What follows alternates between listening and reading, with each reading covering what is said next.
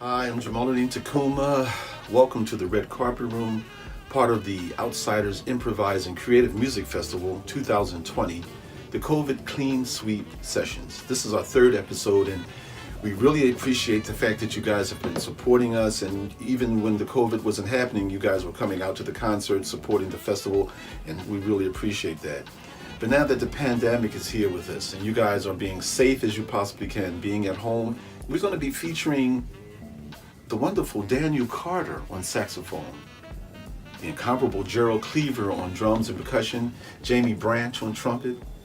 We're also going to be featuring a video that I did in the 80s for a show called VH1 Video. And that show, I was there and I hosted the show. I talked about music, I talked about the artists at the time, and I did a duet with a drummer from Philadelphia named Dennis Alston. So that's going to be pretty interesting. We're going to also feature a duet from Italy, very interesting duet named Trema, with Giovanni Todisco and Giuseppe Candiano. They're both from Italy, and these guys are incredible improvisers, and they do some beats and they do things with their electronics, and it's very interesting. I'm going to also do a bass solo that I did with Primetime when I was about 21 years old, and that's very interesting to watch at a concert in Cologne. We're going to also feature a vocalist named Sadat Turquoise, a very wonderful improviser from Switzerland, and we're going to add the video work of Massimo Maggi.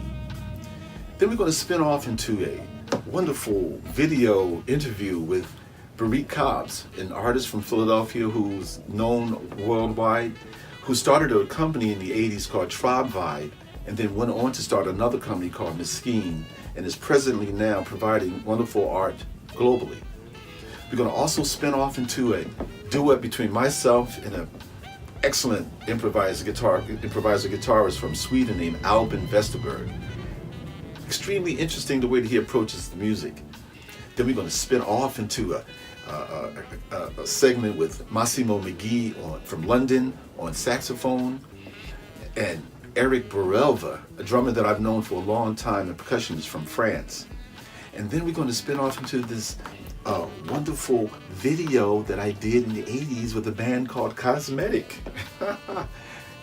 Fashion, the style was always the thing with that band, and you can see it here. If you guys have never saw this video before, So Tranquilizing was the name of the record, and the band was called Cosmetic.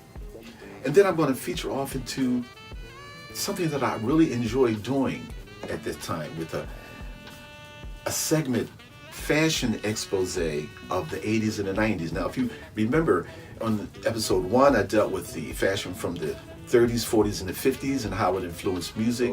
In the second episode, I dealt with music and fashion from the 60s and the 70s and how it influenced music. And now we're going to be dealing with music in fashion from the 80s and the 90s. And that is a wonderful segment for me. So you guys, if you want to make a donation to support us and keep on supporting us, which we need so desperately, go to jamaaladeenmusic.com, and you will see there where you will be able to make your donation and support us. We need the support. We need the support. And with that support, we're able to continue to do the wonderful work that we're doing for you. So sit back, relax, and enjoy this segment, COVID Clean Sweep Session.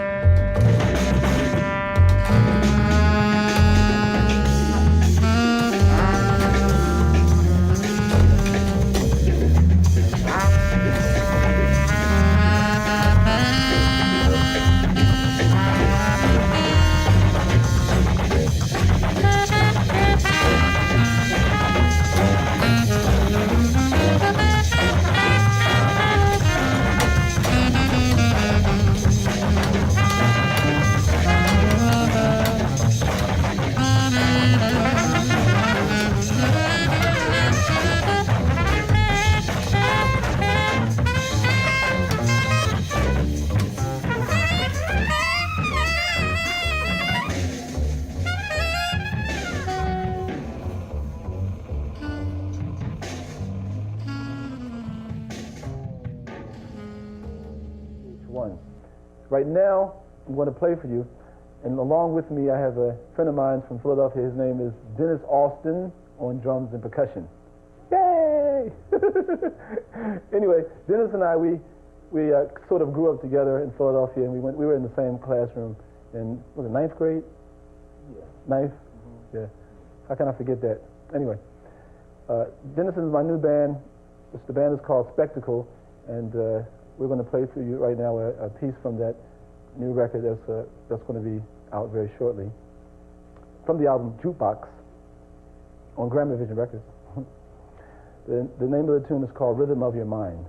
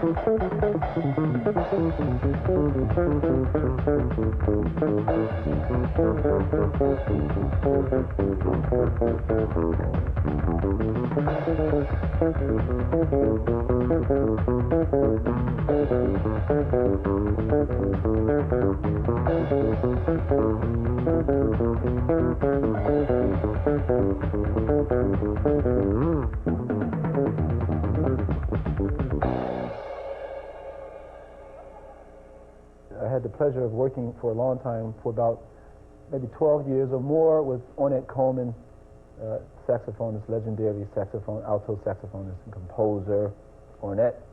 I wonder what Ornette would have sounded like playing with Duke. I bet that would have been really something good to hear. Ornette's band Primetime is a sort of a big band also, but usually everybody comes up to me and asks me, well, what about Primetime? Why do you have two bass players, two guitar players, two drummers, and Ornette just in the front? First of all, Ornette always thinks of himself as not being the actual person in the front playing the saxophone, and he has the band playing behind him. No. That's not the concept of this band. This band, to me, the Primetime band is the epitome of compositional improvising, melodical improvising. Whereas you can have two basses, you can have three basses, you can have four basses, you can have two guitars, 19 guitars, it doesn't matter, as long as those particular instrumentalists do not get in each other's way and they complement each other in the music. That's very strange, I know, but not far from really understanding what it is. It's very, very nice, very clear. And Ornette in the Primetime band has a certain way of getting the musicians to come together and to play together and to gel together producing more exciting music. I guess that's why he showed me some video clips of himself playing in Nigeria with some Nigerian musicians. The strange thing about it, this video clipping showed these musicians, they didn't have any music in front of them or anything, and you might have thought you heard Kool and the Gang. I mean, it was incredible music. It was really nice. So, to me, the Primetime Band is really, I think people are still trying to understand it, but yet it's not so deep that you can't understand it because it's very natural. Very natural. So much for my... You're tuned into New Visions on VH1. We'll be right back with more great videos for you. I know everyone... Some people that I know, they like his music. I like his music very much, and most of the people that I know, it's the kind of music that you sit home and you relax, you know. I remember one time, my wife, she's watching, we were having dinner one time, and I brought the speakers up, and we were eating dinner, listening to this music. She probably had no idea what it was, but it sounded very nice and was very pleasing. I know I'm a musician, you know, I listen to these things. I was asked to describe my musical fantasy. Well, actually, I thought one time, it's two parts to that, I guess. I'm going to make it very short. But one half of that is I had a dream one time that I was envisioning this very beautiful flowing music that was performed by string players and myself, which sort of was a dream come true when I recorded my first album, Showstopper, and I had the pleasure of doing that record with the string quartet, the Ebony String Quartet in Philadelphia, along with Wilhelmina Fernandez, who was the vocalist in the movie Diva, which I thought was a fantastic movie. So that was, the name of that piece was called The Bird of Paradise. So for me, that was sort of a musical fantasy, whereas I had this dream of this nice flowing music, and it became a reality. But in a deeper way, it would be a great fantasy to have music as an instrument to bring about world peace. Now, I know what makes peace: people understanding themselves first and then understanding others. But I think that if music could really reach people and touch people in a certain way, that would bring them together even more. To me, that would really be my ultimate fantasy, to have peace in the world, and if music could do it, that being my instrument of getting that across.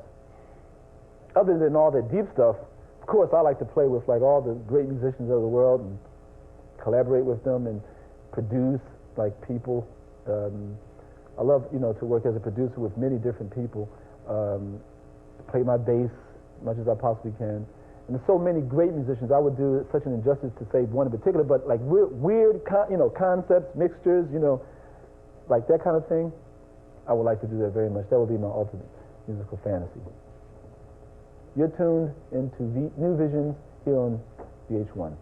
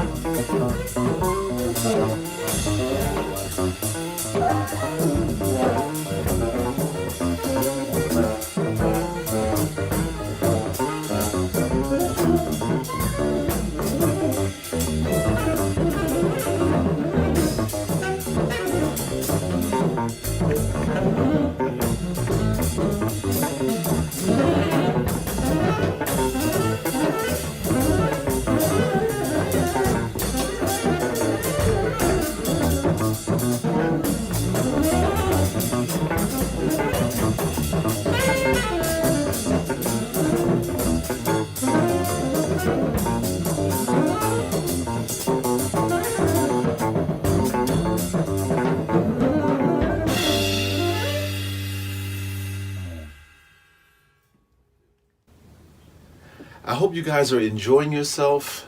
Please sit back and relax, but feel free to donate. Please go to www.jamaaladeenmusic.com and support us. We need your support to continue to do what we do for you.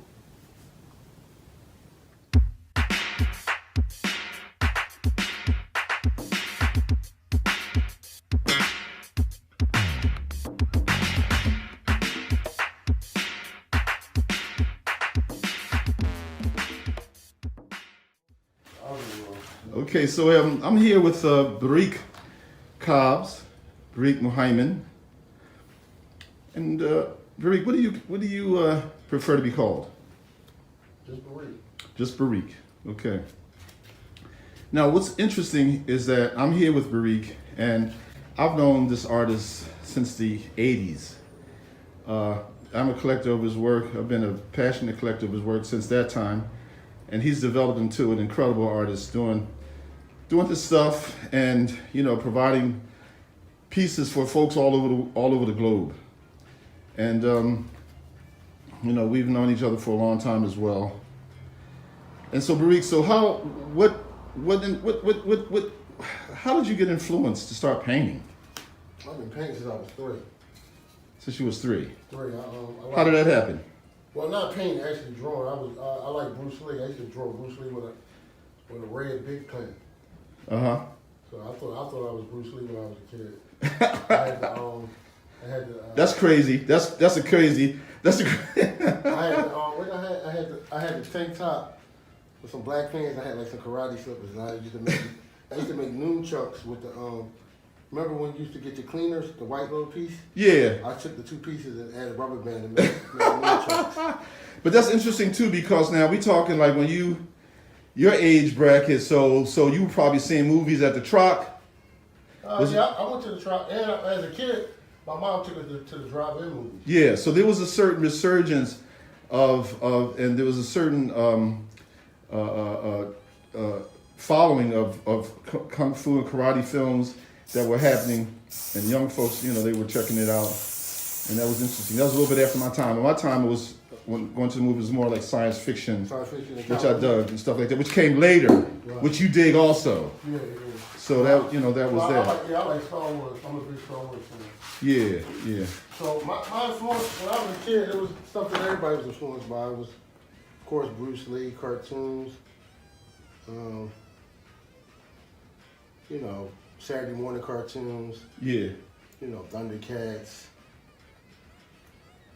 How do you feel about the cartoons today compared to the cartoons like in the 60s, 70s, the basic, Huckleberry Hound and, I like them. They had character, even Tom and Jerry. Yogi Bear. Even Tom and Jerry. I was watching I've been having a Tom and Jerry marathon with my son recently. Right. Cracking up. Right. Because it was funny.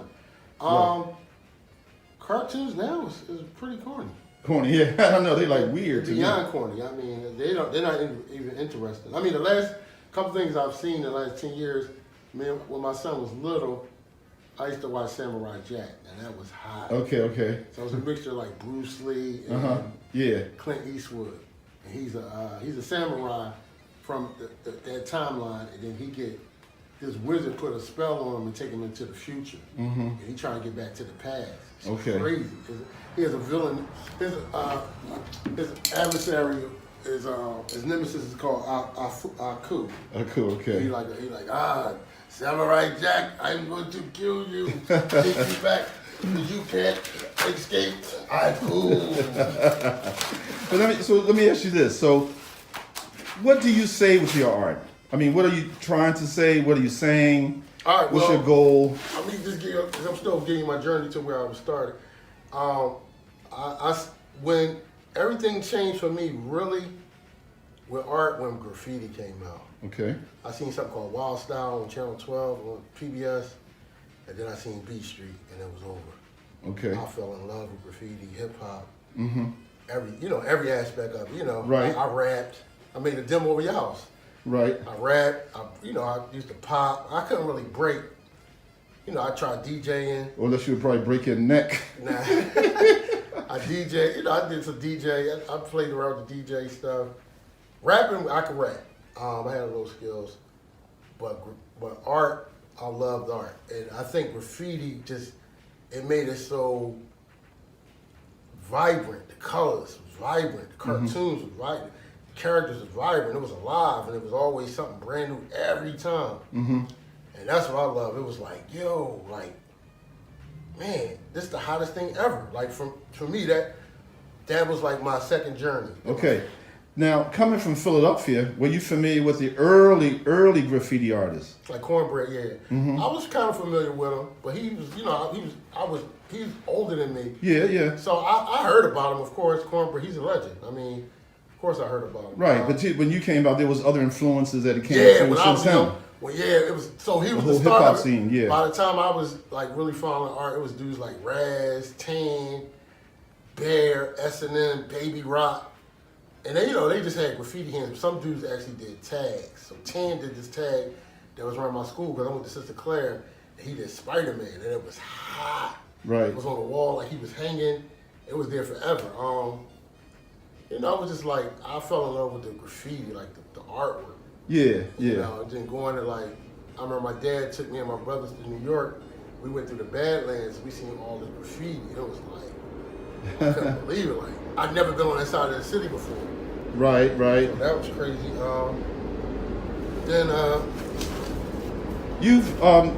You've also been in many shows. Could you tell me a couple of shows that you've been in? Yeah, I've been in many shows. I had my first solo show like in the '90s. Well, I think his name is Ishmael. Ishmael had a shop on Second and Arch or something. Okay. That was my first show. It was like 90. That might have been 92. Okay. 91, 92. Okay. Then I did some shows with I started the company Mesquine. Yeah, I was going to ask you about that. So, there's always this combination and this whole inspiration of music, art, fashion, and style. So I'm familiar with the company that you guys started. Could you tell me a little bit about that company, which was called Mesquine? So Mesquine was something that was an inception from. I mean, it was many journeys. We started something like when I was in college called, and that was a turning point too in college. When I was in college, I was doing graffiti, and then I was studying art history, and it was like Renaissance, and it was like Philly cat. I'm like, I couldn't relate to Renaissance. The people didn't look like me. I couldn't relate to the Europeanness. I felt isolated, and then I was in the library, and I picked up a book with African masks, and I fell in love with it. Right. That was my next love. Was like, whoa, this is crazy. Yeah. The motifs, the African features that I was like, whoa, this is me. Yeah. I connected with it right immediately, and then I just started doing drawings, And then the drawings turned to t-shirts because it was like, I was doing fashion. I remember when I was a kid, I used to look through my dad's GQ books. Right. And I drew actually a fashion illustration, and that was like my first t-shirt for Right. me. Then later, you know, I started doing like the African motifs like the whole time. I used to go, I had another friend, one of my friends who became one of my partners with the Tribe Vibe, with Mesquine and Roseanne, was King Abdul Hadi. I met him, and we instantly became friends. It was just a friendship. And then we started a small business. Like I would go down, I went down to his school. We went to Howard at the time. We bought a box of shirts and we did them. And sold them on campus, and it was like it was liquid gold. And then the following year, I met another guy named Ibn Anderson, and we worked together and we started doing more shirts. And we were doing shirts, but we didn't have a name. It was just a shirt. Right. But then we came up with a name, listening to the Tribe Called Quest. Right. So we came up with Tribe Vibe from that one of his songs that said, "We got the tribe." And we like, ooh, Tribe Vibe. Okay, so that's how Tribe Vibe came from. Right. One of the songs from Tribe Called Quest. Tribe Called Quest, yeah. And then we did that for years, and it was hot. It was hot. You know, we got into Nordstrom's. We did a pop up in Nordstrom's back in the day. Right. We got the John Warnermakers. We had stuff. Then I got my stuff on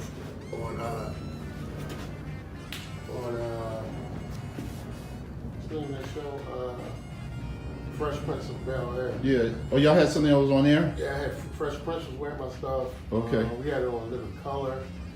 We had it on Martin in that timeline. Then later on, you know, everybody was settling down in life, but I still was doing shirts. And then I remember I talked to Ed, and I was like, "Yo, what's up?" Like, "Yo, I got a new name for us." I'm like, "What's the name?" He was like, "Mesquine." I was like, that's hot. Yeah. And I was like, but it was funny because when I do a shirt, I do the image first, and the last two things I do, I put the name of it, and then I sign it. So that's the last two things I do. So at this particular point in your career now, you're located where here in? I'm 526 Avenue of the States, Chester, PA 19013. And I noticed that the area here is coming up in terms of artists and a lot of different people here in Chester. Yeah, it's a real artsy area. It's like about seven artists live on this block. So it's like a collective. Right now, I'm in this collective right now with my buddy right now, Linwood, and everybody call him L. Yeah. It's called Butcher Shop Rehab. So that's a collective with Kenya, him and myself, and we be doing like, we was doing a collab between art and furniture. So home decor. So and we've been doing some installational work. So as well, yeah. Yeah. So I mean, it's like another chapter to Mesquine, but in a different fashion. Right. More like living. Living lifestyle. Lifestyle, yeah. So where do you see everything going in your career from this point on? I mean, only God knows, you know, the most, but you know, how do you see it moving? You know, what areas do you want to touch? Right now, I'm really getting into installational stuff like space, like not just a two-dimensional, but a space like 20 feet, 20 by 40 feet, like a space that make you think. Okay. And some things that make you contemplate. So I've been working on, me and Elle been working on some pieces right now. Like these pieces of wood, I've been adding motifs on them. Okay. And then I did another piece where he did it, and then I created a giraffe shadow behind it. Ah. So some very interesting stuff. He has a unique mind, very brilliant. As well. Yes. Okay. So I'd like to say, Barik, thank you for spending some time here. You know, like I said, I've been knowing your work for a long time, you know, and I still got pieces in my career that I adore and I'm passionate about. So, you know, I hope you all the success. Assalamu alaikum. Thanks for the content.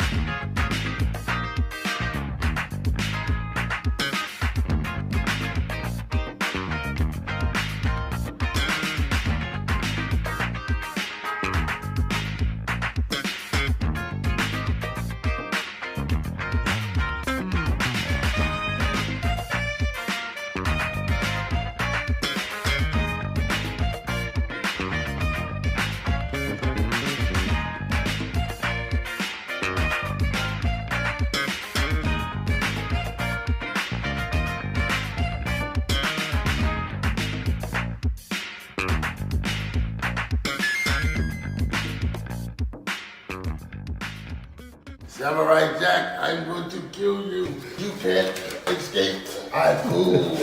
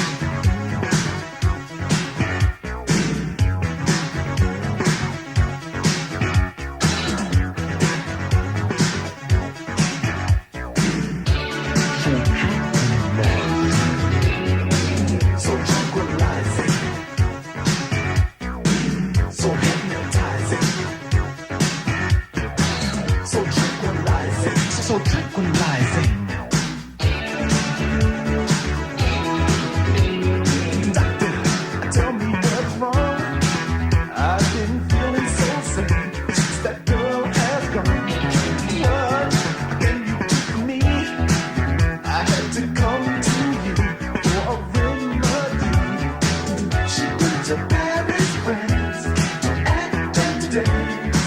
Now I really miss her. And so the doctor said it's love that's in your head. Cause she's got the kind of love that's so tranquilizing,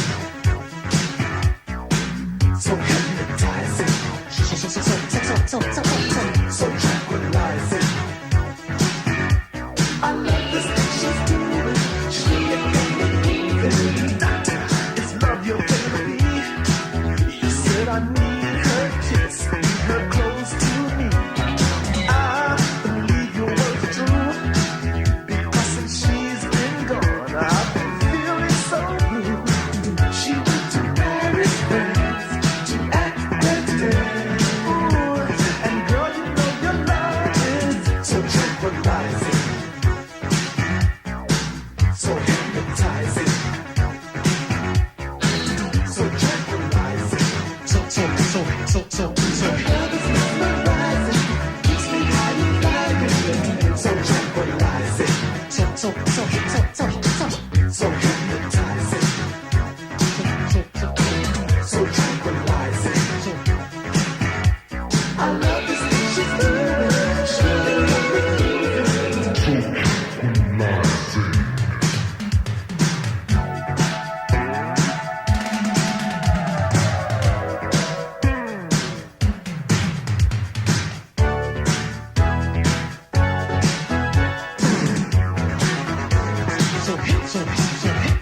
So hypnotizing. So tranquilizing, so hypnotizing, so tranquilizing,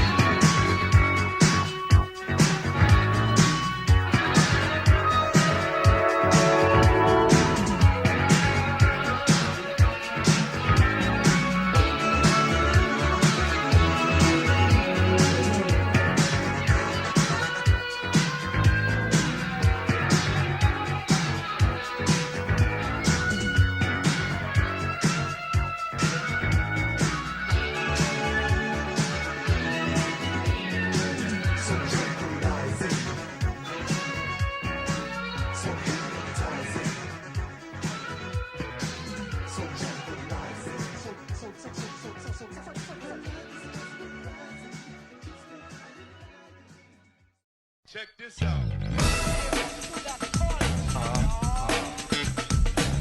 Yeah. Yeah. Yeah.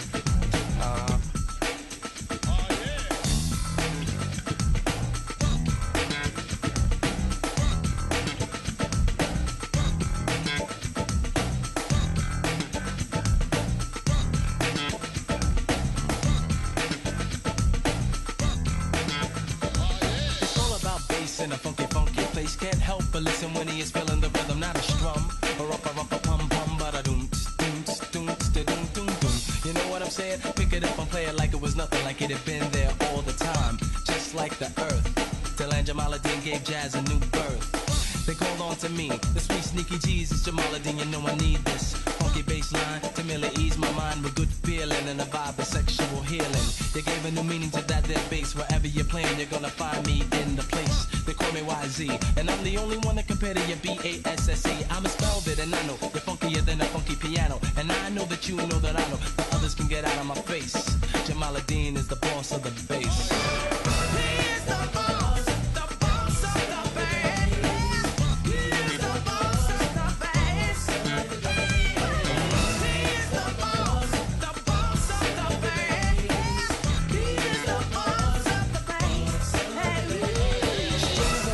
I should have said the boss, the others can get lost, the bass is in your face. So what you gonna do but front? He's the one you want, looking for a stunt man? Nah man, you better get with the program. I stand with men and I don't give a damn. If you can't hang, I hit with a bang. You all know my name, ain't a damn thing changed. Incidentally, sucker, you're not a friend of me. Jamal can range from Sly to Public Enemy. Remember Willie and the Mighty Magnificence? All the meters, well, they're all significant. There was a time when they couldn't have been touched. Well, now you know how Jamal feels. The others suck, so you better get lost. Jamaaladeen is the boss of the bass. He's the boss of the bass.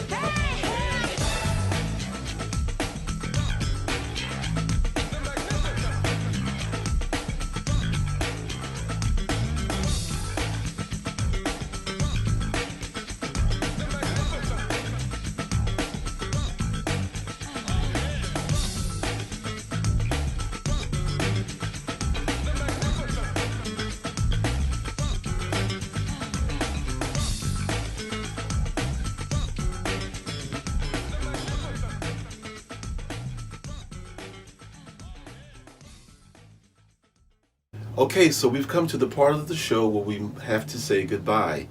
But we thank you so very much for your support.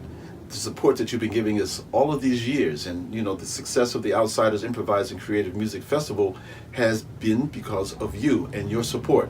So we thank you. You guys, please continue to be safe as you possibly can, because the pandemic is not over. And so you have to do all that you can do to make sure that you and your family and the community and the world at large is safe. So if that means wearing your mask and cleaning your hands and using sanitizer or doing whatever you have to do to keep yourself safe, do it. I'd like to give a big shout out to Daniel Carter, Joe Cleaver, Jamie Branch, the band from Italy, Trema, Massimo McGee from London, Sadat Turkors from Switzerland, our friend Barik Cobbs, the artist from Sweden, the guitarist Alban Vesterberg, from France, Eric Borelve, and all of the supporters who've been supporting us. We continue to do what we do because of you. You guys feel free to support us by giving us a donation. The donation helps us to continue to do what we do, and we try to do it on that level that you will appreciate it. Go to www.jamaaladeenmusic.com. Please give your support. And in the meantime, you guys be safe, stay cool, lay low, and let's go outside.